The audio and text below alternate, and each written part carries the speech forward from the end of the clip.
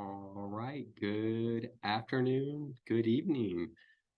My name is Rep DeLoach, and we're here to take you through your guide to Florida long-term care Medicaid on this October 17th, right? So it's good to be here today. We give this monthly seminar. It gives you the opportunity to hear some information straight from an attorney who practiced full-time in Medicaid planning and elder law issues. And at the end, we have a question and answer session. The seminar takes about an hour, and we're very excited to be here to talk about issues that I deal with on a daily basis, near and dear to my heart and many of the people that are going through difficult times. What I start with is my hope as I age. You know, we all know that we're going to get older, or hope we get older, and we hope that we age well, right? So this is my hope that I've seen over the many years, and I don't think anyone's really ever disagreed too much with this statement. But my hope as I age is I want to live a nice, long, healthy life. I want to stay at home and live independently as I can for as long as I can. And I want to not wake up one morning. So live a nice, long, healthy life. I want to live independently as I can for as long as I can, and then go to sleep one night and not wake up, right? And mostly, I want to skip the downhill slide that comes with the aging process.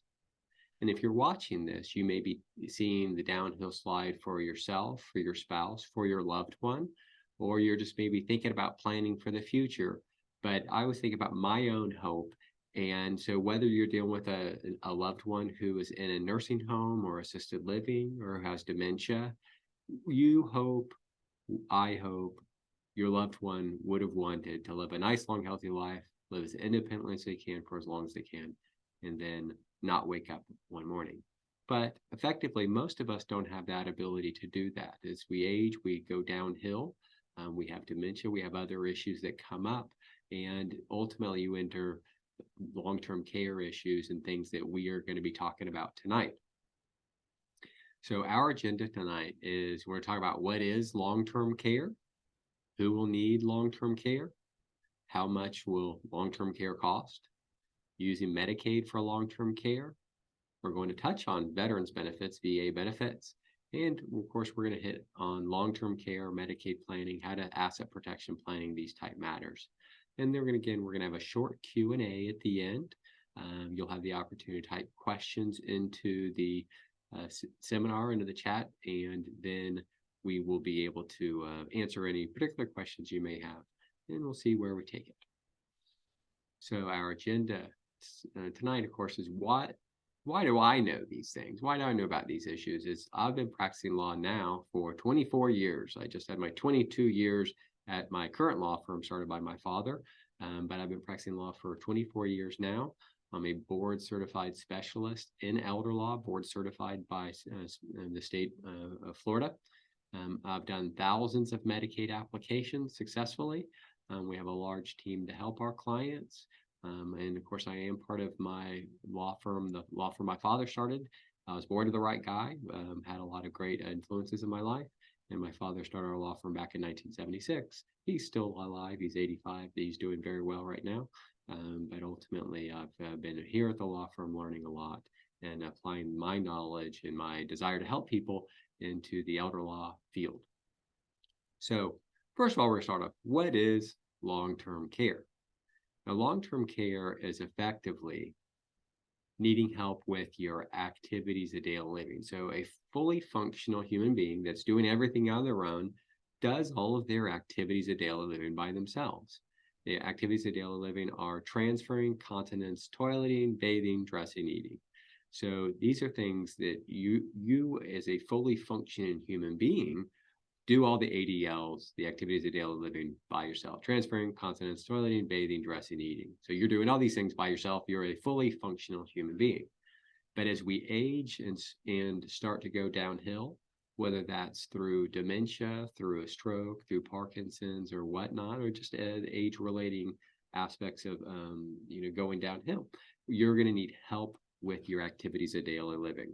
And when you need help with the activities, roughly speaking, typically when you need help with 2 of the activities of daily living, then you will need long-term care. So in concept, again, you're living your life, you're doing well, hopefully, but as you age and have something else going on, and you need help probably with 2 of the activities of daily living, that is called long-term care, effectively.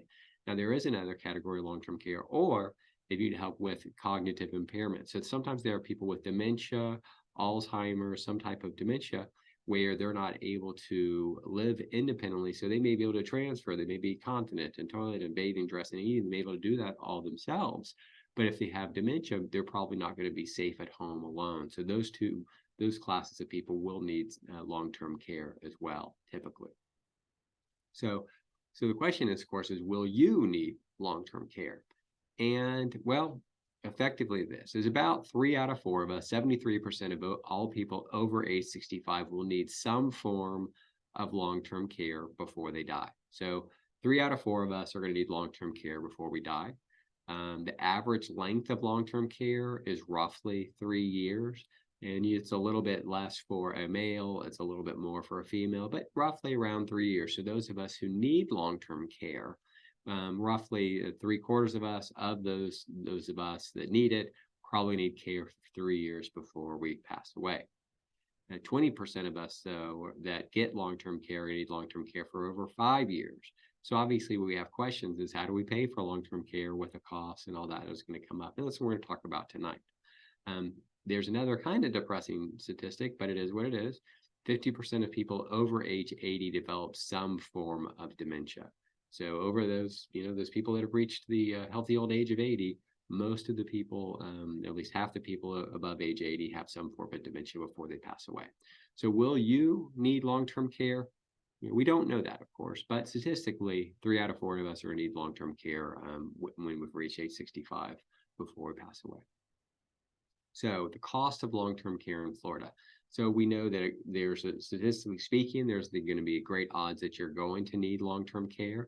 And the cost of long-term care, we know it's roughly expensive. And if you have home health, so if you had a home healthcare aide that was trying to help you out, then long-term care can cost roughly $25 to $30 an hour. I give an example of my own family's cost. My stepmother has dementia. It's costly, and it's costing over $15,000 a month to have in-home care for my stepmother. My dad's doing a lot of care, taking care of her, but we have an aide and 2 aides that live in and help take out. And it's costing almost $200,000 a year, which we know is very expensive. Many of us are not going to be able to afford that, or may not be able to afford it for that long. So depending on the amount of help you need at home, it can be very expensive. But if you can't stay at home or don't have the resources, maybe there's the assisted living facility, and that's probably going to be roughly $3,000 to $6,000 per month. Then there's going to be the dementia care facility. So all dementia care facilities are assisted living facilities, but essentially there's regular assisted living, which roughly $3,000 to $6,000 per month. Dementia care facility is probably $4,000 to $8,000 per month, and that's what we describe as a memory unit, but it's generally going to be a secured unit. And we can roughly tell the cost between these facilities mostly, or sometimes just due to the cost alone. So a dementia care assisted living facility can be almost $8,000 per month. And then there's the nursing home, and the nursing home is the last stop. No one ever wants to be in a nursing home, but in the event we ever did end up in a nursing home, then it's going to be very expensive, at least $10,000 to $12,000 per month, and it can be more under certain circumstances. So we know, of course, long-term care is going to be very expensive, and these are some rough ideas of how much it can cost. So long-term care in the community. If you're not safe at home and or cannot afford private pay for home care, you may need community placement. And community placement is in, again, the assisted living facility. Like assisted, when I go through this, sometimes people say, what's the difference between a nursing home and an assisted living facility? And that's a broad discussion, but effectively, you need a little bit of help, like you have your own private apartment, food, medication management, and some assistance with activities of daily living. That's an assisted living facility.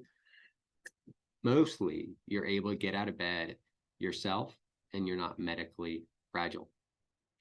Next is we have the memory care assisted living facility. for those who may be exit seeking or needing more help in a regular assisted living facility. And typically all the workers in a memory care assisted living facility, they typically they all have medical training in dementia care. So not all assisted living facility workers have dementia care training, but most of the workers, most of the care staff that's in a memory care assisted living facility have dementia care training. So there's also differences between regular assisted living, again, and memory care assisted living. And then in the nursing home, the most expensive form of care for those who are medically fragile, require 24/7 nursing, require a 2-person lift to get out of bed, and more. So there's different circumstances where you may need to be in a nursing home, but it's effectively for those who are medically fragile, typically require nursing care, 2-person lift, etc. So, this is just a little bit of education as to what's the difference between regular assisted living, dementia care assisted living facility, or why someone may need to be in a nursing home. For instance, someone's just bedbound and regular assisted living facility is not able to keep someone who's bedbound in a regular assisted living facility or even a dementia care facility for the most part. So the next question we have is, does Medicare pay for long-term care? And the basic answer is no. And many of those people who are watching this, they probably know the answer, but the question is, does Medicare pay for long-term care? No. Medicare is health insurance, and health insurance pays for doctors, hospitals, medicines. It pays for durable medical equipment. It pays for you name it under the sun. But what health insurance does not pay for your long-term care. And what Medicare does pay for, though, and this is where it gets a little bit confusing, is it does pay for rehabilitative care. And after you have a 3-day hospital stay, and usually after a fall or a stroke, then Medicare can pick up a portion of rehabilitative care and up to 100 days of rehab in a skilled nursing facility. But Medicare itself is not there to pay for long-term care. What Medicare is really there to pay for is your rehabilitative care. And again, it's up to 100 days of rehabilitative care in a skilled nursing facility.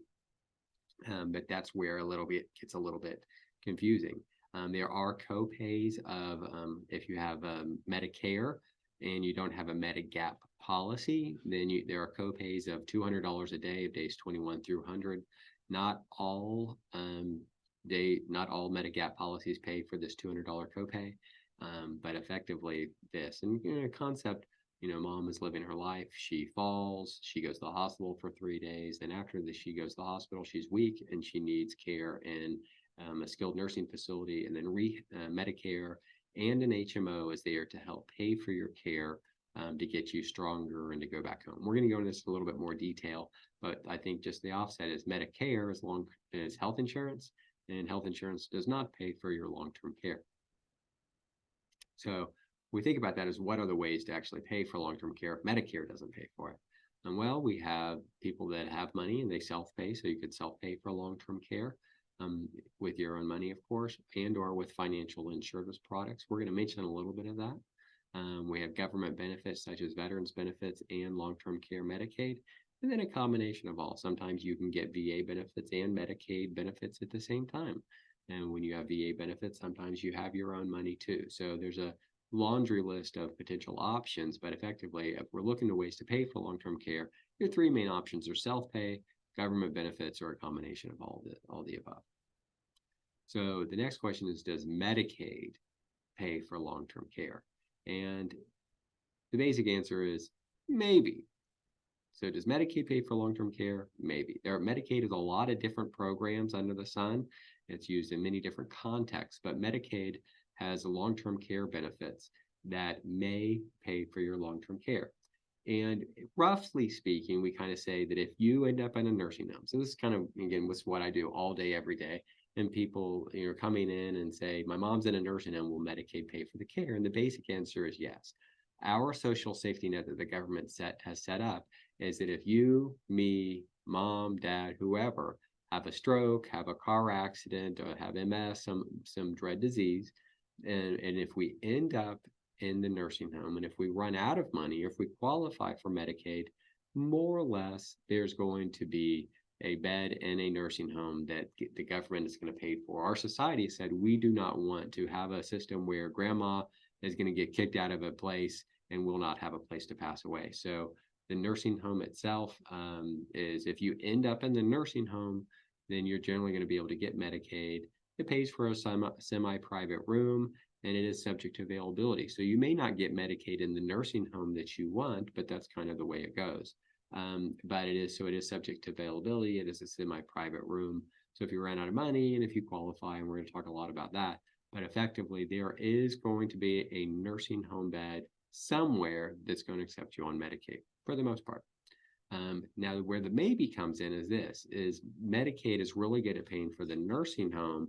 It's not really good at paying for assisted living care or in-home care. So benefits may be available, but it's not a lot of benefits, and it's much more difficult to access than being straight in the nursing home.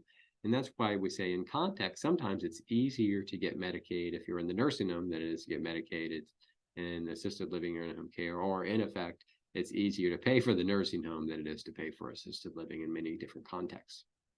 There are, of course, strict financial rules to access Medicaid, which we're going to get into details on.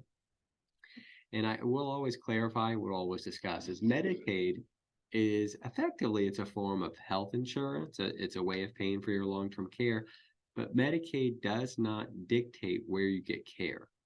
But the facility must accept Medicaid as more or less the payer source. Now, here in Pinellas County, where we practice, Medicaid, there are 83 nursing homes, and all 83 of the nursing homes accept Medicaid, but not all of them are going to have rooms that are available that will accept Medicaid at any particular moment. So you may be able to roughly say that the better nursing homes are, they're generally going to be more full than the less good nursing homes. But again, even in the best nursing homes, sometimes they'll have a Medicaid bed available where your loved one will be able to get long-term care. So does Medicaid pay for long-term care? Well, maybe. Now, what we're talking about is Medicaid for assisted living or in-home care, and that's called Home and Community-Based Service, HCBS. And HCBS Medicaid for assisted living or in-home care is Medicaid is not only for the nursing home. The Medicaid HCBS program is available in the right situation. So they are the same financial requirements that we're going to get into shortly. So getting care for Medicaid in the nursing home and getting care for Medicaid at home or in assisted living are roughly equivalent to on certain standards to pay for the things, but effectively it has some limitations. One of the limitations is that Medicaid will only provide a subsidy for roughly $1,200 to $1,600 a month for the assisted living facility. So it's not going to be a great benefit. If we're talking about, for instance, you're in a dementia care assisted living facility and the care is $7,000 per month, and if some of the good assisted living facilities are $7,000 per month, Medicaid will provide a subsidy to them, but only $1,600 a month, for instance, may not go very long for a very high-end dementia care facility. In-home care is also available, but the care is not extensive. It's not going to provide 24/7 in-home care like what many people will need, especially if you have dementia. And the key to this is that if you end up in the nursing home, you bypass all of this. But if you're trying to get care in the community, such as assisted living or in home, then there's a wait list to get HCBS Medicaid. And there's a triage. What they do is they triage you for health care before we even get to the financial component. So if you're in the nursing home, you bypass all this. But if you're trying to get Medicaid outside of the nursing home, then you have the wait list procedure to go through. It can be difficult. And some people say the wait list can take years to get through, and that's true. They're trying to triage people to get the sickest people first off of Medicaid. And effectively, really what they're trying to do with HCBS Medicaid is they're trying to keep them out of the nursing home, only because it'll save the state of Florida money, at least in concept. So Medicaid is available for nursing home and assisted living, but the programs have some slight differences on how you apply and how you get care.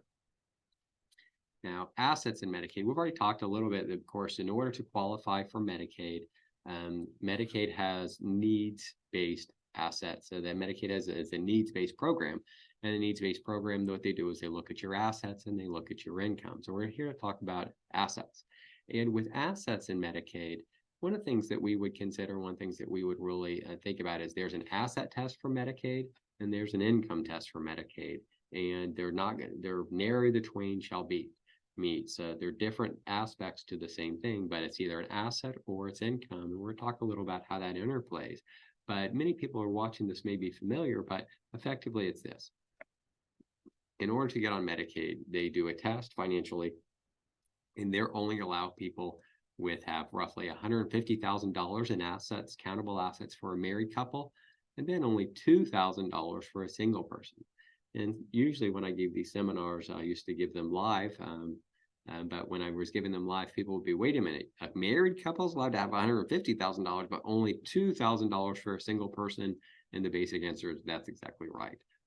What we wanted to do as a society, our government got together and wrote some rules, and they said, hey, we don't want the spouse at home to go broke. So if one spouse of a married couple is trying to get Medicaid, the married couple is allowed to have a roughly $150,000 in assets.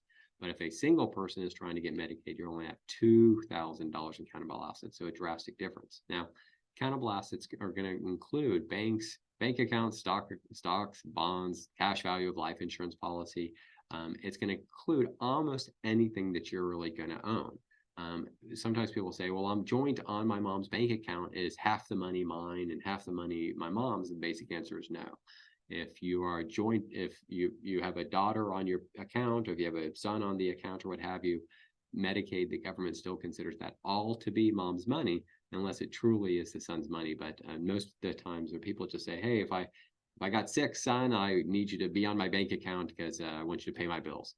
But the Medicaid knows that. So Medicaid is going to include almost everything the elder owns. There are some things that are excluded, though, from assets, and that's going to be of a home of up to $688,000 in assets if you're single.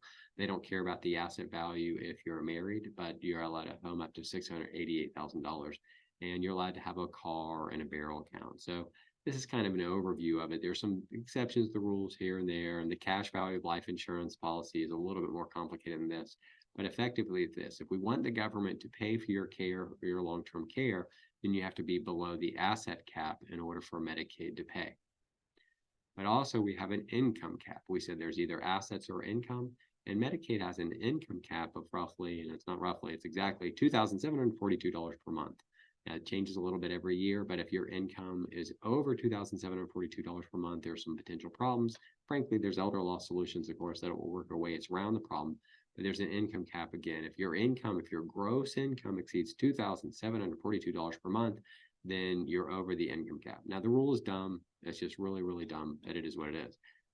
But if your income does exceed $2,742 per month, then you are allowed a qualified income trust. You would go to an elder law attorney to create a qualified income trust, and that's a legal way around the income cap. So it's not really that big of a deal. You just have to go see an elder law attorney, and hopefully the power of attorney that mom or dad or whoever created gives someone the power to create a qualified income trust. Now, what this means, though, that's for the applicant's income.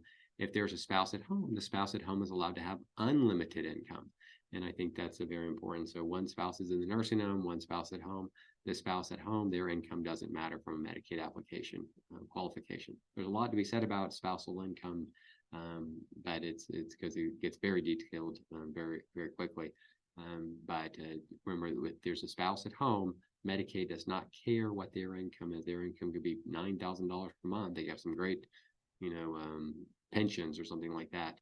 And the sick spouse could be in the nursing home, and that sick spouse could get Medicaid because they don't care what the at-home spouse's income is. IRAs are generally considered income for Medicaid purposes. They are not assets. So one of the main things you need to know is IRAs, roughly speaking, are not part of the asset column. They are part of the income column as long as you're taking the required minimum distributions, and that happens automatically at age 72 now anyway. But IRAs are not in the asset column. The distributions that come out are considered income for Medicaid purposes. And one of the keys is that and it's very easy to talk about patient's responsibility, but if you are in the nursing home, for instance, a single person in the nursing home, whether their income is $1,000 per month or whether it's $3,000 per month, once you're on Medicaid, all of your income must go to the nursing home, and you're allowed to keep $160 per month. So a single person's income goes to the nursing home, and they're allowed to keep $160 per month for what we call the personal needs allowance. And the income cap doesn't matter. So if your income, again, is $1,000 a month, $2,000, $3,000, $4,000 a month, you can be on Medicaid if your assets are below the asset cap. But effectively, all of your income must get paid to the nursing home as part of the patient's responsibility. But the person is allowed to keep $160 per month as part of the personal needs allowance.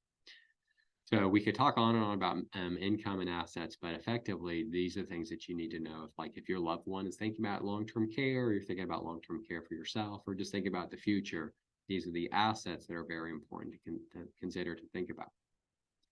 Medicaid and Homestead. And with Medicaid and Homestead, it's this: your home is protected for Medicaid no matter how long you live in the nursing home. So you could literally be in the nursing home and be on Medicaid for 10 years, and Medicaid doesn't touch your home. Medicaid will not take your home. And I think that's very important for people to consider. The home itself is somewhat problematic. And again, Medicaid can't take it upon your death, but renting it is difficult or problematic, but possible. So, sometimes people say, I want to protect my home from the nursing home. And there are legal and good, appropriate things that can be done to protect the home from the nursing home. But in certain ways, the home is already protected because Medicaid doesn't care. Medicaid can't take the home upon the death for the most part. And, it's not a countable asset, but it is potentially problematic if you want to rent it out, or what if your family doesn't live in town, who's going to take care of the home? And remember, if you're a single person, all of your income must go to the nursing home, and you're allowed to keep $160 per month. So it'd be in a situation like that, mom is in the nursing home, all of her income goes to the nursing home. The family's going to have to pitch in to pay for the cost of the home, homeowner's insurance, maybe a mortgage, property taxes, etc. So Medicaid and the homestead itself is just realize that you're allowed to own the home, but it's got some potentially problematic issues that you'd want to be concerned with. Because it's also difficult, if your kids live out of town, the home is going to start to smell after a while, and you got spiders and the toilet breaks. Anyway, it's potentially problematic. But again, you're allowed to own the home of up to $688,000. Even then, when you pass away, Medicaid's not going to take it upon your death. Gifting in Medicaid. Now, when we look at looking to place someone onto Medicaid, many people know this, but Medicaid has a 5-year look-back period. So you can't give your money away within 5 years of going on Medicaid. So assets cannot be gifted away. So the key is, sometimes people say, hey, my mom's in the nursing home. Can I give all myself to my money? Give all my mom's money to myself? The basic answer is no, not unless you want to go to jail, not unless you want to defraud the federal government. That's not a good look. But Medicaid has a 5-year look-back period. Rightly so, because everyone would give away all their money if they were in the nursing home and protect it. But here, you can't give money within 5 years of the look-back period. We cannot give money away. And sometimes people say, well, what about I can give away $17,000 per year, right? That doesn't interfere with Medicaid. And Medicaid has nothing to do with the $17,000 a year of annual gift tax exclusion. They're not one and the same.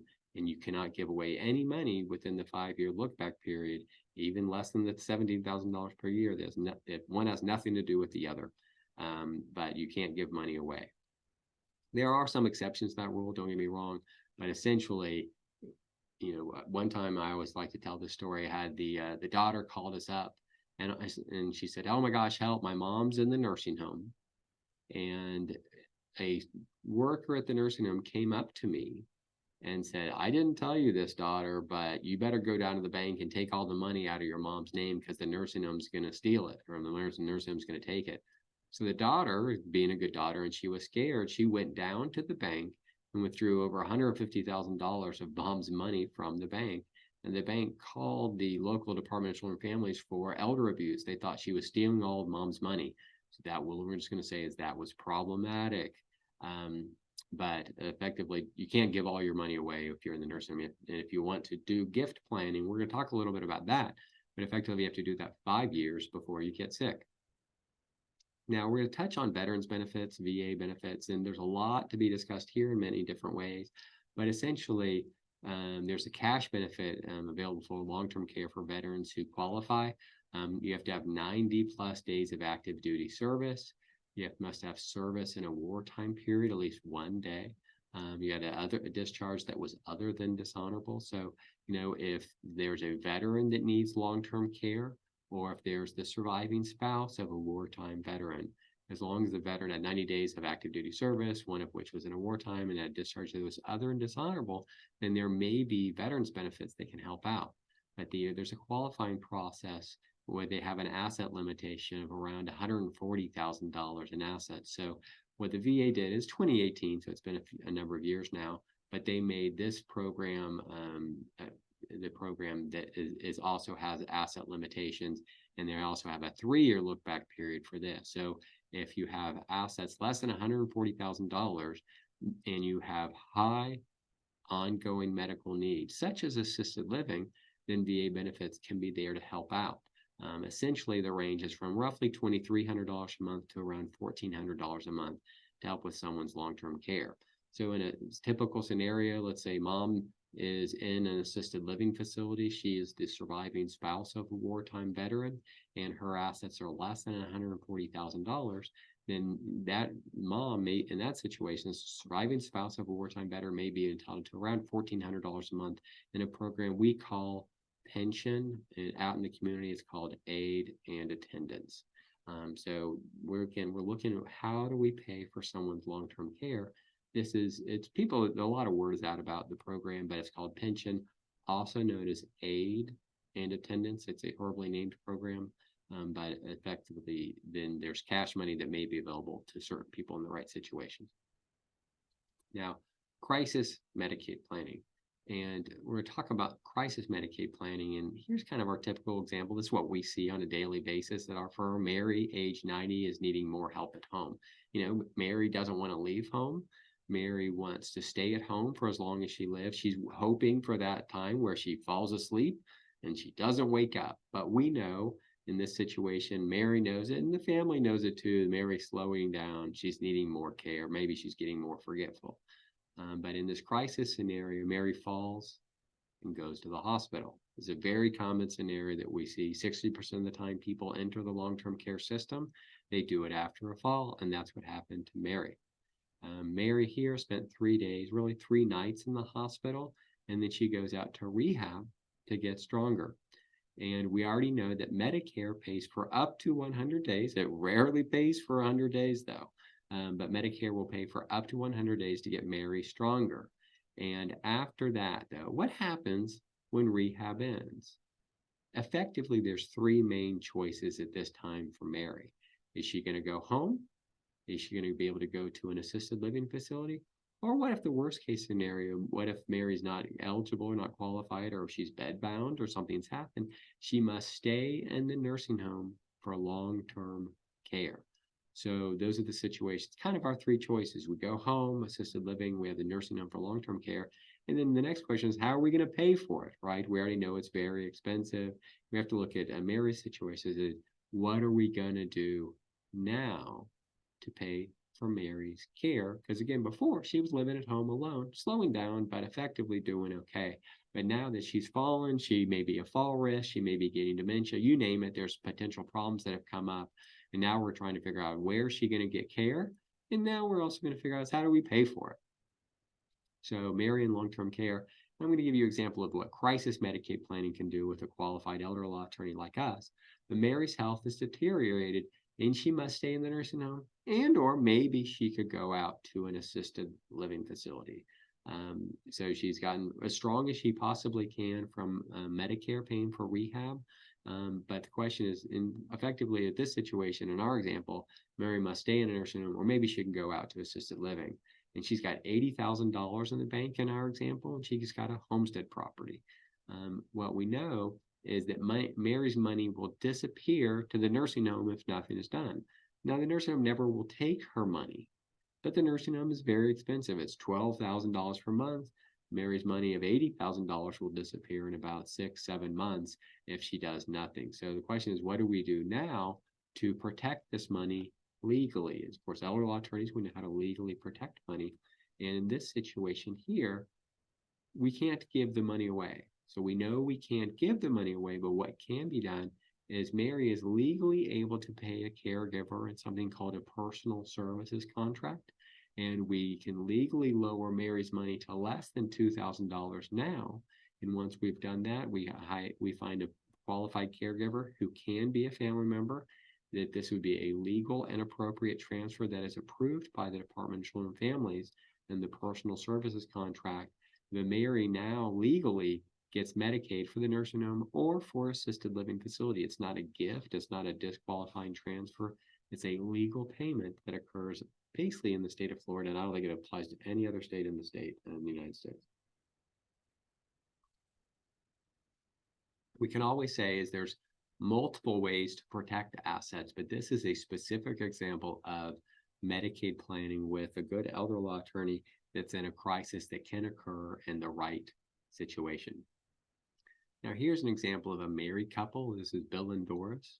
And with Bill and Doris here, Bill and Doris, both 88 years old, living at home, joint assets of around $300,000 in bank accounts and certificates of deposit. So we know that in order to get Medicaid, that's going to be problematic if something happened to one of them, and they have a home of $400,000 in our example. Bill's income of $3,000 per year from Social Security and a pension, and then Doris's income of $1,500 a month from Social Security. So this is kind of setting up our fact pattern for Bill and Doris. And here, of course, Doris is getting dementia, and Doris falls and breaks a hip. It's a very common scenario, of course. And with Medicaid and for Bill and Doris, Bill was told that he could only have $150,000 for Doris to qualify for Medicaid, which is correct. So here we know that from this fact pattern, Bill and Doris have $300,000 in the bank, and we're trying to figure it out. We're trying to say, wait a minute, Doris is now in the nursing home. She must stay at the nursing home. And what can we do to get Doris on Medicaid? But right now, Bill and Doris do not qualify because they've got assets around $300,000. And roughly speaking, Bill and Doris are only allowed to have $150,000. So there were roughly $150,000 standing in the way of getting Doris Medicaid.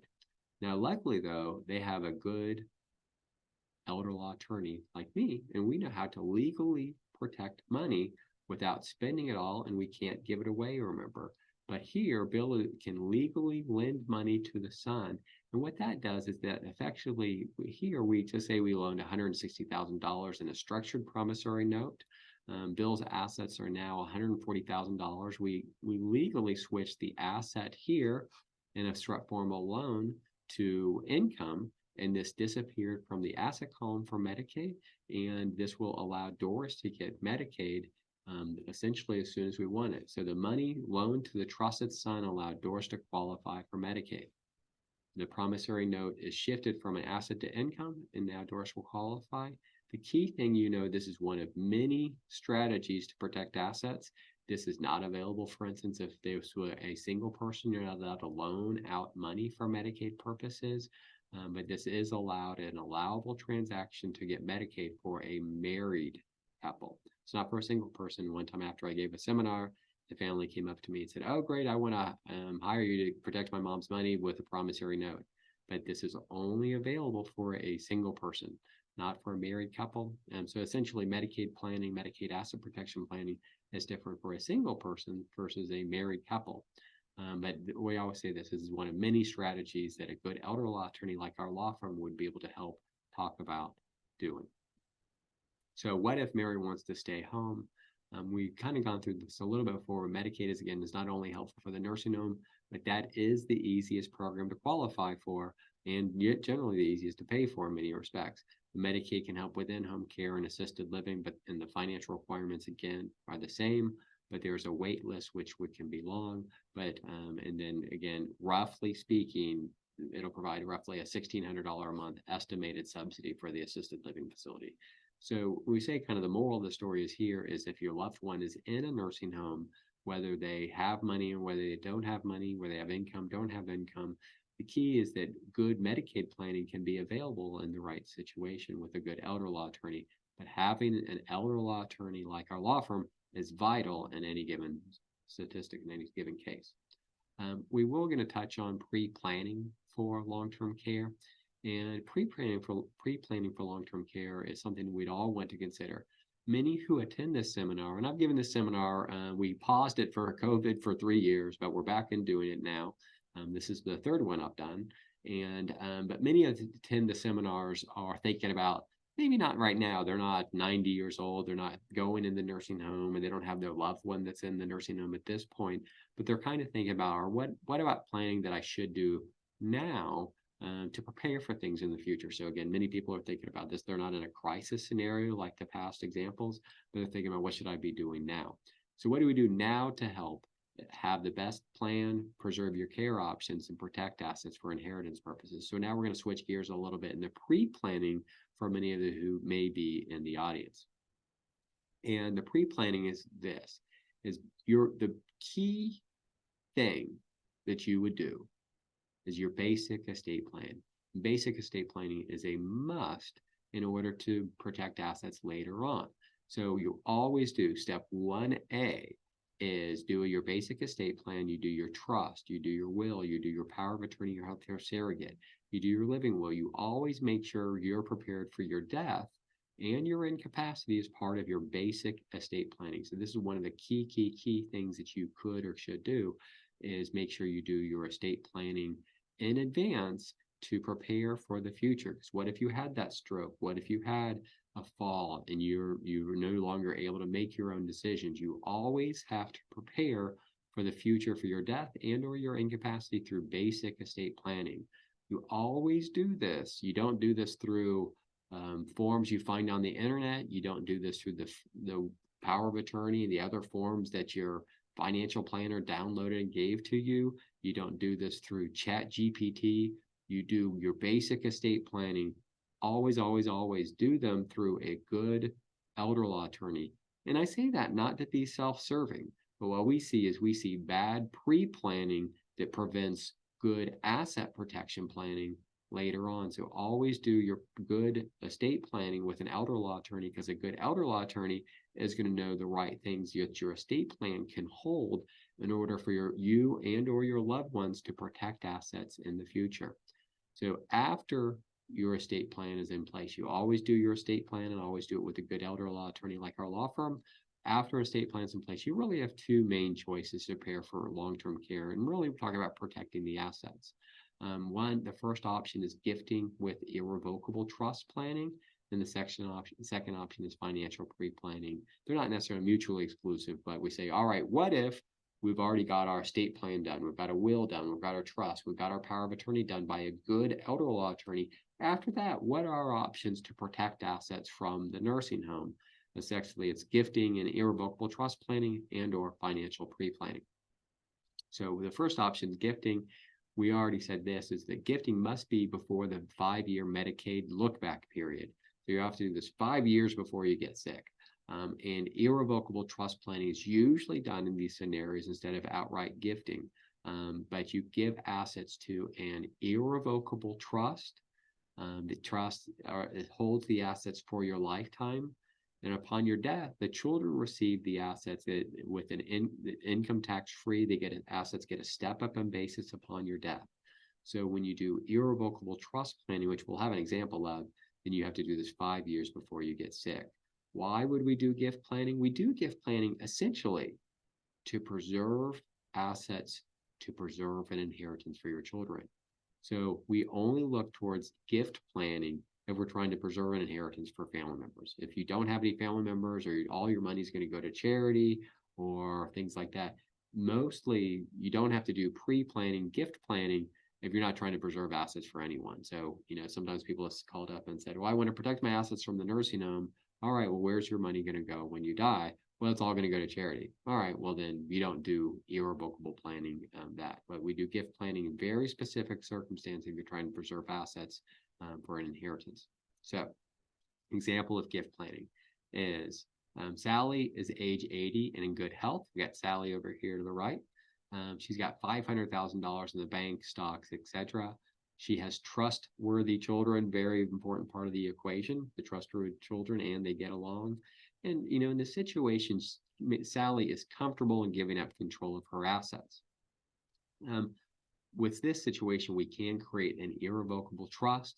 Sally gives $400,000. Maybe she doesn't want to give up all of her money, but she gives $400,000 in stock to the trust for her lifetime.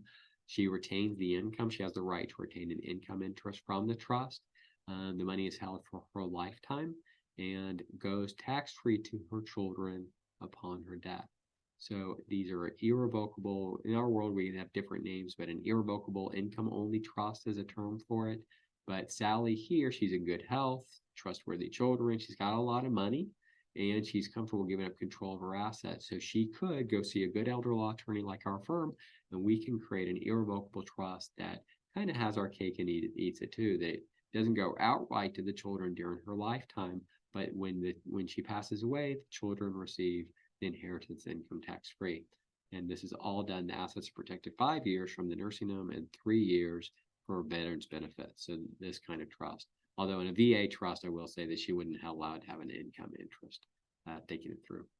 But anyway, example of gift planning in a very specific situation. Now, another option that you can consider, and this is not a legal option per se, but it is a financial option that you can do financial pre-planning to pay for your long-term care as well, of course. And financial pre-planning is instead of gift planning, you retain control of your assets, a better choice of care, and government tax incentives. So effectively is talk to a financial planner to learn about long-term care insurance. And we're not talking about traditional long-term care insurance. That's not very popular anymore. But there's going to be asset-based long-term care policies out there. There are annuity policies and there are life insurance policies that are wonderful in the right situation.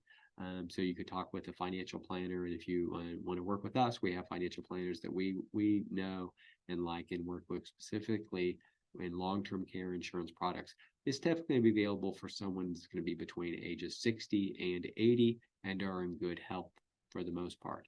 So sometimes we're thinking about people that are not ready to give up control of their money. They're 65 years old. I just retired. I don't want to give away all my money to my kids. But if you have a decent amount of money, typically, over $500,000 or so, then you would look at protecting your assets through financial products, and we can refer you to a good financial planner. So meet your elder law attorneys. Of course, myself, and we also have an attorney here, another attorney in our law firm who does a lot of our estate planning, Michelle Leonzo. We have 2 offices, one course here in Seminole since 1976, and we also have an office in Sun City Center on the other side of the bay there. But we also offer statewide representation. So if you want a good elder law attorney, we know what we're doing, of course. Then we can help out anyone, whether you live in Jacksonville, whether you live in Pensacola, anywhere, because as long as the person's willing to work with us, then we can always work you through via Zoom, because we do offer statewide representation. So how can we help you? How can our law firm, and this is our wonderful picture of our law firm, but how can we help you? We are glad to discuss long-term care strategies that are best for you. We're glad to discuss your estate planning. Very, very, very important is getting, again, and I've harped on this a lot, but I think we can't harp on it too much, honestly, is having a good estate plan to prepare for what could happen in the future. Again, just preparing for your future. We have a social worker on health staff for care advocacy. We're one of the few elder law firms in the entire state of Florida that has a full-time social worker as a care advocate on team. So we're not there just to protect assets. We're there to guide families through difficult times of dealing with their aging loved one. We do, of course, long-term care crisis planning, and we do we do 5-year irrevocable trust type planning as well. To hear from actual clients about their experience working with us, please check out our online reviews. I'm very fortunate to have a wonderful team of individuals who take care of me and take care of my clients. And our online reviews show up in force and show up in spades to say that this is that we're here to help our clients out. We have many, many wonderful people that we've helped in the past that have also taken the time to give good online reviews to help spread the word about the services that we've used to help people out. Because it's not easy to find a good elder law attorney, we do know, but we know that we're some of the best in the state of Florida. So how this works. And so what we do is, for attending the session here, we can do a 1-hour strategy session with an attorney here via Zoom, telephone, or in person. And during this meeting, we will review your current estate plan. We'll identify your concerns. We will assess your needs, desire to protect assets. Maybe we don't need to protect assets. Maybe we do. But we'll meet with you and review your finances, and we will answer all the questions you have about your unique situation. So for those attending the seminar, we're offering a strategy session to get together. And at the end of our time together, You will know what legal documents you will need. You will have a better understanding of the long-term care journey and what steps you need to take. You'll know the exact amount of your investment to achieve your goals, and you'll have peace of mind knowing that you took the correct steps to protect yourself and your loved ones. So help save your loved ones from the high cost of nursing home care, and saving your assets is going to be a key component of what we're able to assist people out as part of our time together. Now, after our meeting, let's see here. If you will decide if you want to work with us any further, we will develop a plan with recommendations. We'll prepare any legal documents that are available. We'll work to protect assets when appropriate and available. And most importantly, we'll walk you through the process from start to finish. So, if we're able to be hired and we have the opportunity to work together, then these are the things that we would be able to do to help out in your specific situation. Now, our gift to you is for attending the seminar tonight, we're able to give you our free ebook, Your Guide to Florida Long-Term Care Medicaid. So I just wrote a book, hot off the press, Your Guide to Florida Long-Term Care Medicaid. I have three other books that I've written, actually. And that's my newest book. And we're able to do information gathering section with a member of our legal team. And there's a link in this to this video and the recording that we're going to send out to you. And what we do is we charge $100 for attending the seminar. We're going to give you a free book for attending and a link to this video. But also we would charge, we normally charge $200 for an office consultation, and we would charge $100 to sit down and meet with us and review your specific situation. And in the event you hired us, your consultation fee will be applied to any legal work we do, should you choose to hire a firm for any of the services we need. So who is this for? Effectively, it's this. It's for two groups of people. Those dealing with a loved one facing imminent long-term care. Here we must deal directly with the elder if they're competent, or the elder's power of attorney. Very, very important. This is one of the reasons why the power of attorney is important, that if you're not able to participate, then you need to give someone that you trust the power to participate through a good power of attorney. And for those looking to pre-plan for their care, then maybe you're not likely to need long-term care within 5 years, but want to be sure you've explored your options with, you're making sure your estate plan's in order and the other things we discussed. But the key is to review your current estate plan and see what changes should be made now. We can't kick this down the road. And if you did your documents with us within the past 10 years, we generally say you should update your documents probably every 10 years. So you definitely want to sit down with us as well. If you're a past client, it's probably, if it's been 10 years since we've gotten together, then we definitely should be getting together and review your current planning. So what's the catch? Here I got the, okay, good. The fish is wiggling on the line. And the catch here is that there is no catch. I'm fortunate to be a part of a busy law firm, and I'm fortunate to get to help people out. And for watching the seminar, we're glad to have the opportunity to help out. You hopefully have learned something here today. And we're glad to have the opportunity to sit down with you or your family members or your family to help you out, to figure out what could happen next and how do we prepare for that. So book your free information gathering session with Chat with DHC, and we're going to email this to you as well. But if you wanted to book your your information gathering session, here's our website. At least one of them is Chat with DHC, and we're glad to reach out to you and schedule a consultation for the low price of $100. Now remember, you will know what estate planning documents you need by working with us. You will know what actions you need to take now, if any.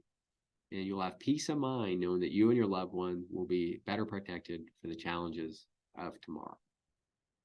This offer is only valid for 60 days. For those watching the seminar, then you have 60 days to sign up for the $100 consultation, and we're glad to work with you. Now, we say thank you, of course, but I'm going to go to the chat, and we've got the Q&A section, and Kathy Kemp has written a question here, and you see this. Other people may have questions, but I'm glad to answer any questions. What about reverse mortgages?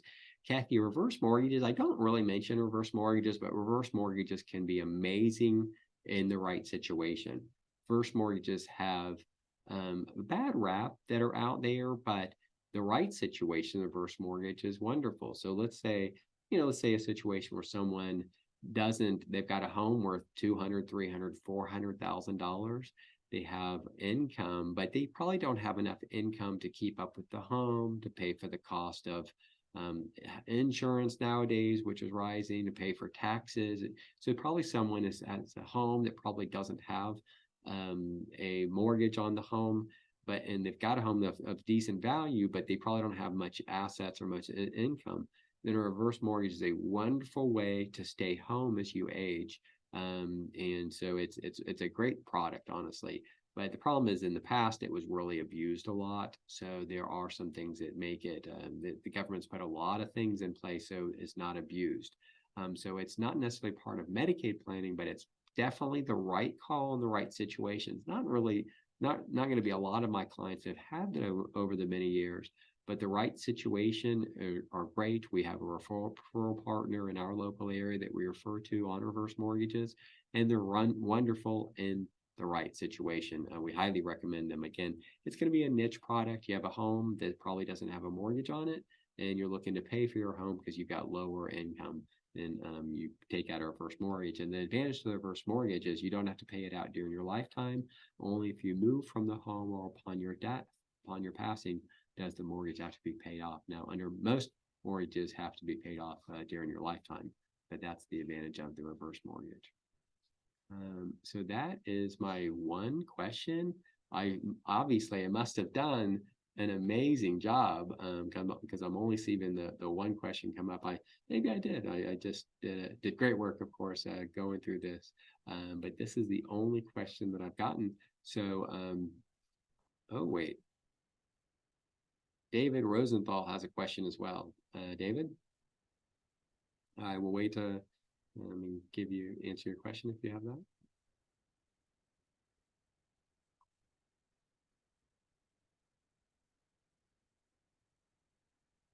One second. All right. Okay. There's an anonymous attendee. What about protecting assets for spouses in case one needs long-term care? So that's the example of Bill and Doris.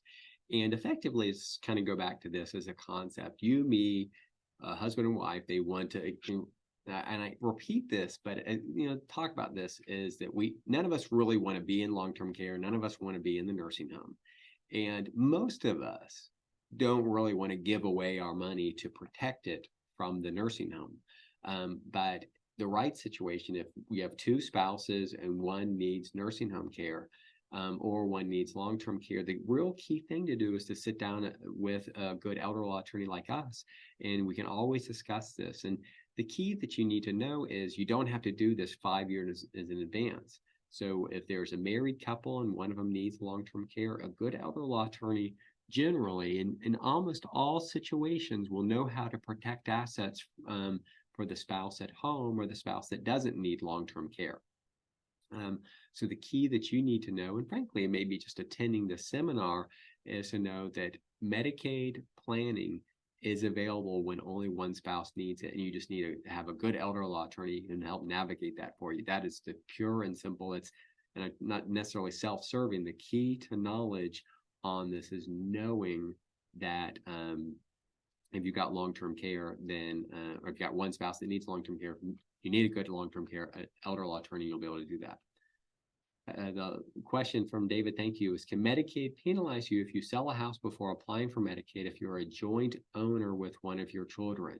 Oh, David, that's a very good question. And kind of a typical example of that is sometimes to say, hey, I've added my daughter to my home, and what if I want to sell the home, and what will Medicaid do? And there's a few certain scenarios, but if you give your home to your daughter, if you put someone else's name on the home, or they were already on the home when you bought it, as long as the gift didn't occur within 5 years, then if that doesn't occur within 5 years, then you didn't have to, then there's no gift or transfer penalty. So let's just say, for instance, you bought a home with your daughter and you go to sell the home. As long as half the proceeds goes to you as the co-owner, then there's no transfer penalty. Now, a good elder law attorney will legally know how to protect any other assets too.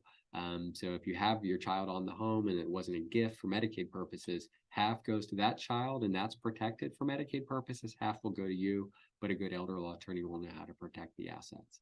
And the anonymous attendee came back in. Thank you for chiming back in. Can you share again if we get this video emailed, or will you be conducting this session again so we can share with others? Yes, anonymous attendee, we are going to be following up with an email to you for attending. And in this, you're going to have a link to this video and you're free to share it. And also we're going to, essentially it says we're going to be giving the seminar live again. I don't have the specific date, but we're going to be doing it again in November as well, as I believe. But you're going to have the link to this exact seminar that you're free to do that. All right, anonymous, good. We'll keep on going. If my father runs out of money in memory care before he dies and he qualifies for Medicaid, Medicaid only $1,600 a month on an $8,000 fee, who pays the rest? Anonymous attendee, that's the problem. So essentially, part of the rub here and the difficulty is paying for dementia care is the most difficult thing to pay for in the state of Florida. So let's say dad's income, if it's $3,000 a month, he gets a subsidy from Medicaid. But the difference, if dad wants to stay at that dementia care facility, then the family or someone's gonna have to pay for it. And if the family doesn't have the ability to pay for it, then that's not going to be the facility for them. So essentially, by way of just information, and I've already kind of said it a little bit, and well, it doesn't matter if you caught it or not because it's complicated. But if you end up in the nursing home, it's easier to pay for the nursing home than it is for a situation like that with advanced care and dementia. But you're right, the family would end up having to pay for it. Dave, we'll go back to you. Will Medicaid see if you transfer $70,000 from a bank account that has been closed? David, yes. We don't want to lie to the government. Medicaid will see it. You're required to do it, and none of us look good in orange. So don't give money away. A good elder law attorney will know how to protect assets. And it's not, I end up saying is we don't care if the government can see it or not. None of us want to go to jail to protect assets from the nursing home, especially when a good elder law attorney knows how to protect them anyway. So good questions. Thank you for hanging out tonight and taking your time, and hopefully you learned a lot in the presentation. And again, we're going to be following up with another, we're going to be following up. You'll have the copy of this presentation. You're going to free copy my book. And if you'd like to schedule a $100 office consultation, again, via Zoom, via phone, or if you want to come in, we're glad to sit down and help you out and review your specific situation. So, so David, will call us if you need us. Okay, we're glad to help out. But the key is you don't give money away within 5 years, but an elder law attorney will know how to protect assets from there. So I'm going to close. Thank you all for attending. Thank you for taking the time, and hopefully you learned something. And again, we'll be following up with you. So thank you very much, and thank you for the opportunity to help. Take care and have a good evening.